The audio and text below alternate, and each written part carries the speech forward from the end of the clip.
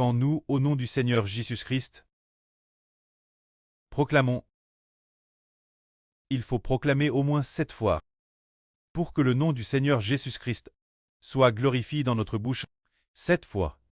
Alors, la puissance de Dieu attaquera l'ennemi 7 fois et remportera une victoire totale. Frères et sœurs, savez-vous pourquoi? Il faut proclamer 7 fois, plus de 7 fois. Cela prouve-t-il si cette personne a de la foi? Oui, oui. Plus de 7 fois montre qu'on a de la foi.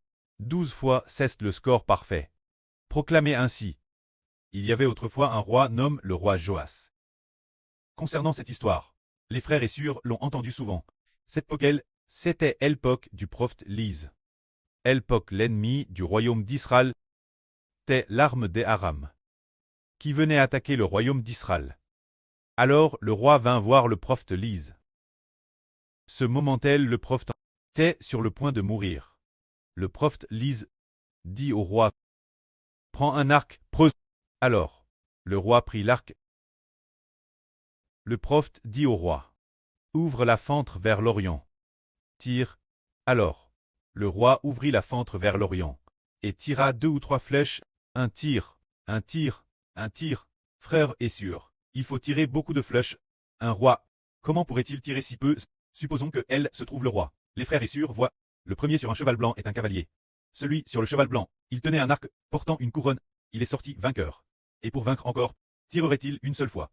Bien est-ce que non, il tire plusieurs fois, tire, jusqu'à ce que l'ennemi n'ait plus un souffle de vie, jusqu'à ce que tous les ennemis, tous les méchants soient complètement exterminés.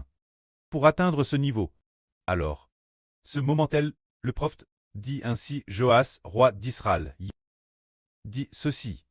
C'est la flèche de la victoire de Jova.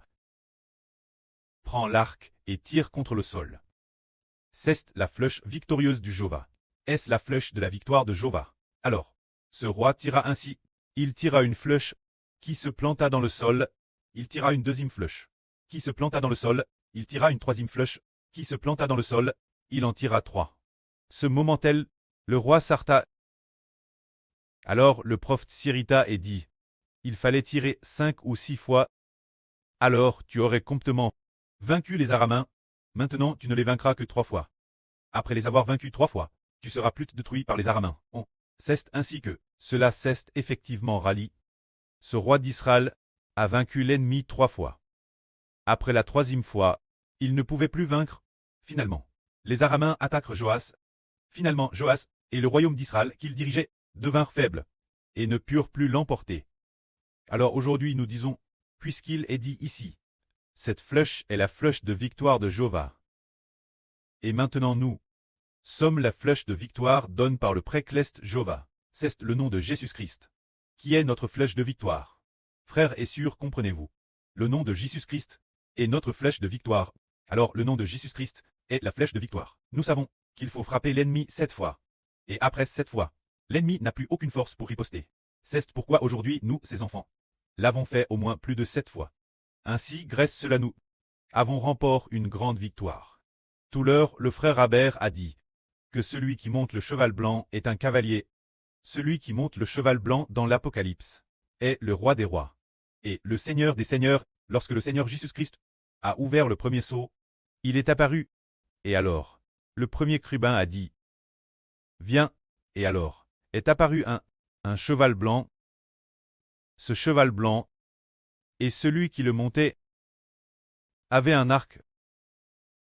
Après avoir eu cet arc, une couronne lui fut donnée, et il partit en vainqueur, pour vaincre encore. C'est ainsi qu'il est parti au combat, et a vaincu. Que la gloire soit auprès et au Seigneur. Amen.